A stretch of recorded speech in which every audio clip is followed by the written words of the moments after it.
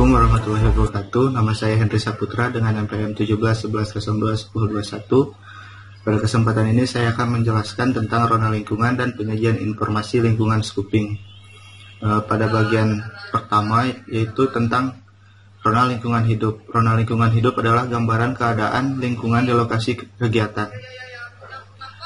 Yaitu rona lingkungan diperlukan dalam kajian analisis dampak lingkungan karena dapat dijadikan sebagai pembanding dan perkiraan dampak yang akan datang. Rona lingkungan ditelaah tidak semua komponen lingkungan, tetapi hanya terbatas pada indikator yang paling tepat dan penting dalam kaitannya dengan dampak dan isu pokok, terutama yang berkaitan dengan pada tahap pasca operasi. Rona lingkungan hidup sendiri pada umumnya sangat beraneka ragam bentuk, ukuran, tujuan, sasaran, dan sebagainya. Karena rona lingkungan hidup juga berbeda menurut letak geografis, keanekaragaman faktor lingkungan hidup, dan pengaruh manusia. Karena ini kemungkinan timbulnya dampak lingkungan hidup maupun sesuai dengan rona lingkungan yang ada. Hal-hal yang perlu dicermati dalam rona lingkungan hidup adalah sebagai berikut. Yang pertama adalah wilayah studi rencana usaha dan kegiatan.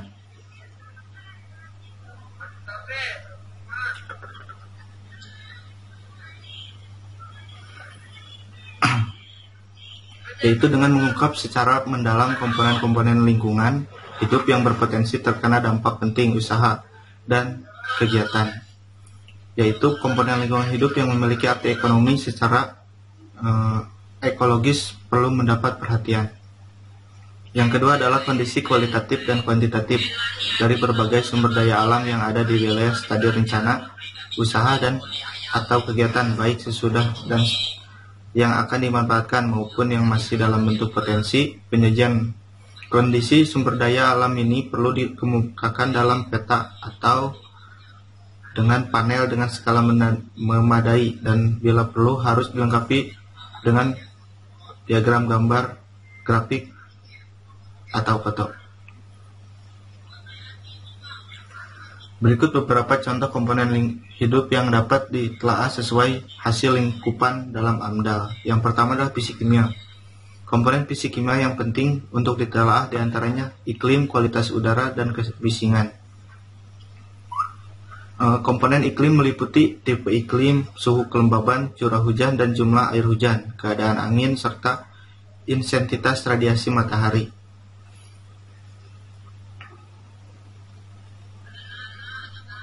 Kemudian yang kedua adalah data periodik bencana, seperti yang sering terjadi angin ribut, banjir bandang, dan di wilayah studi rencana usaha. Yang ketiga adalah data yang tersedia dari stasiun meteorologi dan geofisika yang mewakili wilayah studi tersebut.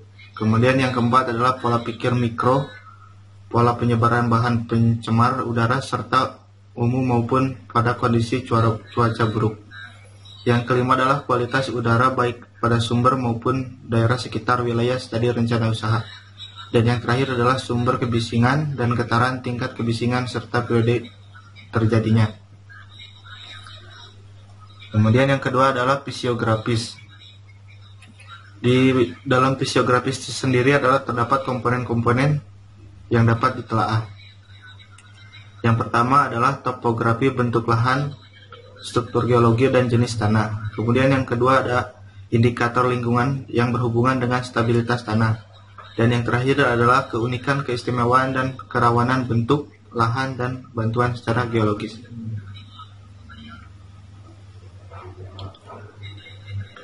Kemudian ada hidrologi. Komponen yang terdapat di dalam hidrologi adalah yang pertama adalah karakteristik fisik sungai, danau, dan rawa.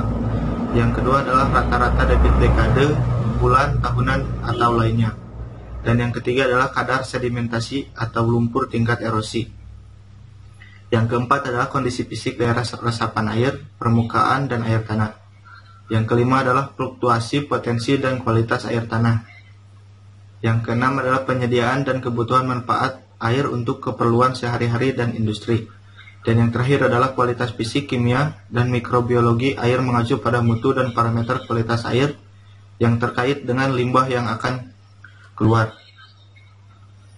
Kemudian ada hidrosenografi, komponen yang ada pada hidrodinamika kelautan seperti pasang surut air laut, arus dan gelombang air laut, morfologi pantai, dan abrasi dan akresi serta pola sedimentasi yang terjadi pada alam di daerah penelitian. Yang terakhir adalah ruang, lahan, dan tanah. Komponen yang terdapat pada materi ini adalah inventarisasi tata guna lahan serta sumber daya lainnya pada saat rencana usaha yang diajukan dan kemungkinan potensi pengembangan di masa datang. Yang kedua adalah rencana tata guna tanah dan usaha lainnya yang secara resmi atau belum resmi disusun oleh pemerintah setempat. Yang ketiga adalah kemungkinan adanya konflik yang timbul antara rencana tata guna tanah dan sumber daya alam lainnya. Dan yang terakhir adalah inventarisasi estetika dan keindahan bentang alam serta daerah rekreasi yang ada di wilayah studi rencana usaha. Yang kedua adalah biologi.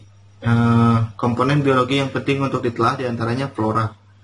Komponen terhadap yang ada di flora adalah peta zona geoklimatik dan vegetasi yang berada di wilayah tersebut, dan jenis-jenis dan keunikan vegetasi dan ekosistem yang dilindungi undang-undang. Yang kedua adalah fauna. Komponen yang yang ada di dalam fauna adalah taksiran kelimpahan fauna dan habitatnya.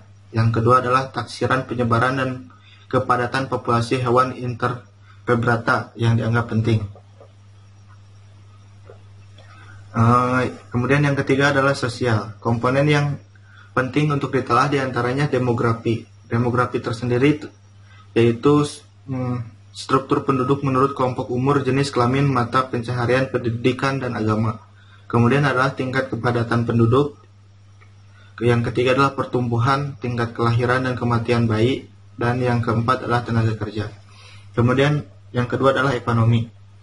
Komponen yang terhadap di dalam ekonomi adalah ekonomi rumah tangga, ekonomi sumber daya alam, perekonomian lokal dan regional. Yang ketiga adalah budaya.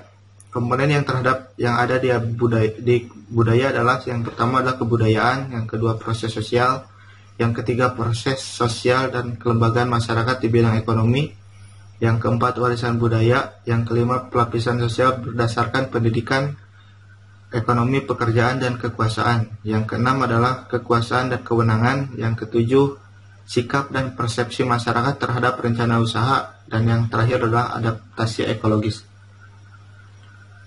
Yang terakhir adalah kesehatan masyarakat.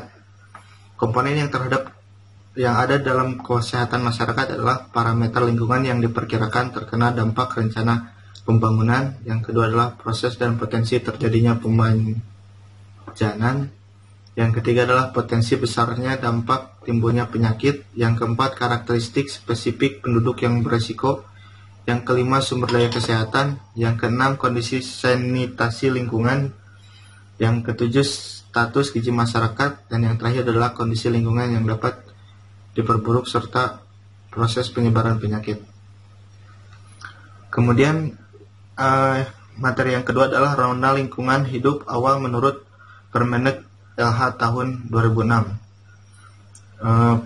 Pada subbab ini, uraian rona lingkungan hidup untuk dokumen andal meliputi yang pertama adalah ungkapan secara mendalam mengenai komponen-komponen lingkungan hidup yang potensi terkena dampak penting. Maka uraian rona lingkungan hidup agar dibatasi pada komponen-komponen lingkungan hidup yang berkaitan dengan atau berpotensi terkena dampak.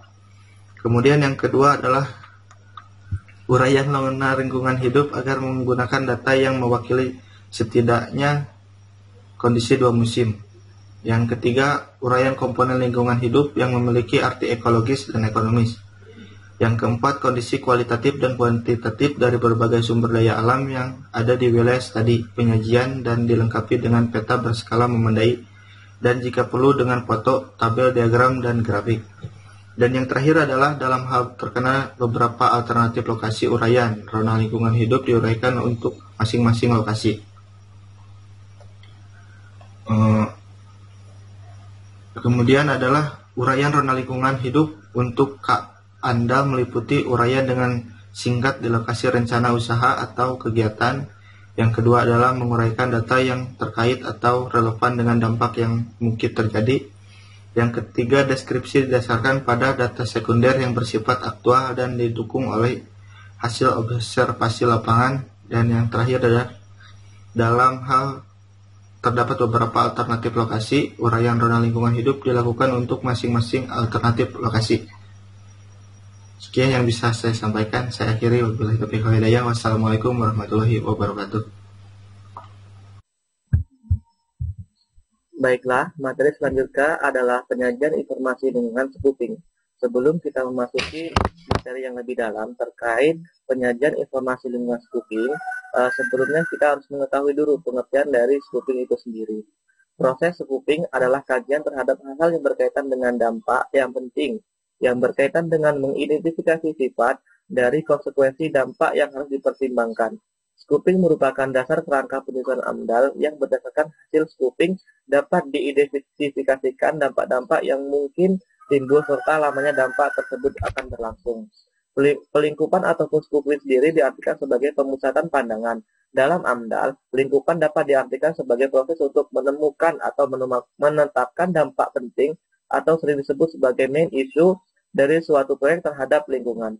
Lingkupan bertujuan untuk membatasi penelitian AMDAL pada hal yang penting untuk pengambilan keputusan. Karena itu, sangatlah penting untuk mengidentifikasi hal-hal penting tersebut dan selanjutnya menggunakan hal yang penting itu untuk menentukan antara dampak yang telah diidentifikasi sebagai dampak yang penting.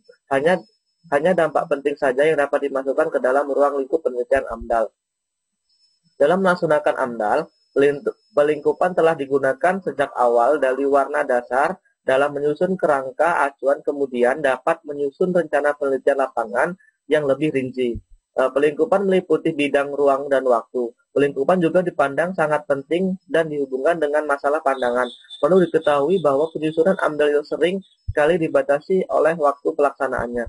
Di samping itu, dana penelitian sering menjadi kendala. Dengan demikian, adanya pembatasan waktu inilah dan biaya, tim AMDAL harus mengandalkan seleksi atas komponen lingkungan yang akan teliti, yaitu hanya komponen-komponen lingkungan yang akan mendapat dampak nyata atau penting. Dalam melakukan pelingkupan terutama penyusunan kerangka acuan, sangatlah diperlukan keahlian dan pengalaman dari tim penyusunan AMDAL. Berikut ini, di samping berikut ini, pelingkupan merupakan proses awal untuk menentukan lingkup masalah dan mengidentifikasi dampak penting atau hipotesis yang akan terkait dengan rencana usaha atau kegiatan. Kemudian kegunaan dari scoping adalah tujuan dari pelingkupan yang pertama yaitu mengidentifikasi dampak penting dengan memindahkan hal-hal yang tidak atau kurang penting dari suatu rencana kegiatan. Kemudian tujuan yang kedua untuk menetapkan batas wilayah studi. Yang ketiga, menentukan kedalaman studi AMDAL. Kemudian manfaat dari pelingkupan itu sendiri adalah yang pertama, langsung mengarah pada hal yang menjadi pokok bahasan serta mendalam. Kemudian yang kedua, menghindari konflik dan tertundanya proyek. Kemudian yang ketiga, efisiensi terhadap biaya, tenaga, dan dalam waktu. Kemudian yang keempat, penyusunan AMDAL dapat lebih terarah berkaitan dengan kejelasan lingkup studi atau kajian kedalaman studi atau strategi pelaksanaan studi. Dalam metode pelingkupan scoping itu terbagi menjadi 5 metode pelingkupan. Yang pertama yaitu ada metode identifikasi dampak yang terbagi menjadi 2 kelompok, yaitu daftar uji dan juga daftar matrik. Kemudian dalam metode yang kedua itu ada pengamatan lapangan. Dalam metode yang ketiga ada penelaahan pustaka. Pada metode ini digunakan untuk keperluan identifikasi dan juga evaluasi dampak potensial. Kemudian dalam metode yang keempat itu ada analisis sisi yang digunakan untuk mengidentifikasi dampak potensial yang akan timbul menurut persepsi atau pandangan dari masyarakat. Sedangkan metode yang terakhir itu adalah metode interaksi kelompok yang digunakan untuk identifikasi evaluasi dampak potensial atau pemusatan dampak penting. Pada metode ini yang digunakan antara lain dapat digunakan pada rapat, lokakarya, dan juga brainstorming. Pada proses pelingkupan, itu terbagi menjadi 3 langkah atau 3 tahap. yaitu tahap yang pertama adalah identifikasi dampak potensial. Pada tahap ini bertujuan untuk mengidentifikasi dampak potensial, baik primer ataupun sekunder, yang secara potensial akan timbul sebagai akibat adanya rencana kegiatan proyek. Kemudian, langkah yang kedua adalah evaluasi dampak potensial dan juga pemusatan. Pada tahap ini bertujuan untuk menghilangkan atau meniadakan dampak yang akan dipandang tidak relevan atau tidak penting hingga diperoleh dampak yang penting ataupun dampak yang hipotetis. Kemudian tahap yang ketiga ada pemutasan lingkup dalam keadaan andal. Pada langkah ini sebaiknya bersifat teknik dan sebaiknya dilakukan oleh para pakar konsultan ataupun penyusunan andal. Pada pedoman pelingkupan ataupun scoping itu telah tertuang dalam keputusan Menteri Dalam Negeri KLA nomor 50 tahun 1987 tampilan kedua tentang pedoman penyusunan kerangka acuan analisis dampak lingkungan dan nomor 51 tahun 1987 tampilan kedua tentang pedoman penyusunan kerangka studi acuan evaluasi lingkungan. Ditegaskan bahwa dokumen kerangka acuan atau KA disusun karena adanya pertimbangan. Yang pertama itu ada keanekaragaman, kemudian yang kedua itu ada keterbatasan sumber daya, dan yang ketiga itu ada efisiensi. Ketiga pertimbangan tersebut pada dasarnya dapat terwujud dengan baik dalam dokumen kerangka acuan. Bila dalam proses penyusunan kerangka acuan ditempuh suatu proses yang dikenal sebagai pelingkupan atau scoping. Kegiatan pelingkupan atau scoping merupakan bagian yang tidak terpisahkan dari kerangka penyusunan AMDAL dan hasilnya dapat berpengaruh besar pada kualitas dokumen AMDAL ataupun PEL. Semakin baik proses pelingkupan, maka semakin baik pula dokumen yang akan dihasilkan. Dan menyadari pentingnya arti kegiatan pelingkupan ini, dipandang penting disusun suatu panduan pelingkupan yang komprehensif. Baiklah, selanjutnya saya akan menjelaskan materi terkait studi kasus dengan judul pengaruh adanya jembatan Suramadu terhadap masyarakat di kawasan Kecamatan Labang, Kabupaten Bangkalan, Madura. Jadi dalam studi kasus ini dijelaskan bahwa sebenarnya di daerah jembatan Suramadu ini memiliki potensi yang sangat besar terkait adanya generator pembangkit listrik yang apabila tidak dikendalikan ini akan menjadi multiplier efek bagi masyarakat di sekitar jembatan Suramadu itu sendiri. Terbukti bahwa dari berdasarkan penelitian yang dilakukan oleh Septian pada tahun 2000 dan juga Wahyu pada tahun 2007 menyatakan bahwa pembangunan dari jembatan Suramadu ini ternyata memberikan dampak negatif terhadap masyarakat yang memiliki pekerjaan di sekitar jembatan tersebut. Yang semula tangkapan ikannya itu menjadi sangat banyak. Setelah adanya jembatan ini ternyata mengalami penurunan yang sangat signifikan. Oleh karena itu banyak sekali para pekerja yang semula menjadi nelayan itu beralih fungsi menjadi pekerja pencari kerang, dan apabila pencarian kerang itu mengalami penurunan lagi maka akan berpindah lagi seperti itu. Oleh karena itu ternyata semula dari pembangunan dari jembatan ini yang awalnya ingin meningkatkan perekonomian dari penduduk sekitar justru menjadi masalah baru bagi masyarakat yang berada di sekitar jembatan Suramadu tersebut. Selain dari sektor perikanan ataupun dari sektor nelayan, ternyata dampak berdirinya jembatan nasional Suramadu ini banyak sekali merugikan masyarakat di sekitar kawasan kaki Suramadu, Surabaya. Tapi juga memiliki efek yang cukup signifikan bagi kesejahteraan masyarakat yang tinggal di sekitaran kaki Suramadu, Madura tersebut, terutama di Kecamatan Labang, Kabupaten Bangkalan. Hal ini ditunjukkan dengan adanya penurunan terhadap hasil pertanian, yang mana petani di sini harus merelakan lahannya guna kepentingan pengembangan jembatan Suramadu tersebut. Selain itu, masih banyak lagi masyarakat yang jadi pengangguran karena kekurangan lahan untuk mencari pekerjaan, karena banyak sekali lahan yang semulanya menjadi lapangan pekerjaan bagi masyarakat di sekitaran sungai ataupun jembatan Suramadu tersebut. Setelah adanya pembangunan jembatan tersebut, maka banyak sekali tergerus oleh pembangunan dari jembatan tersebut. Mungkin itu saja pembahasan ataupun pemuatan materi dari kelompok 6.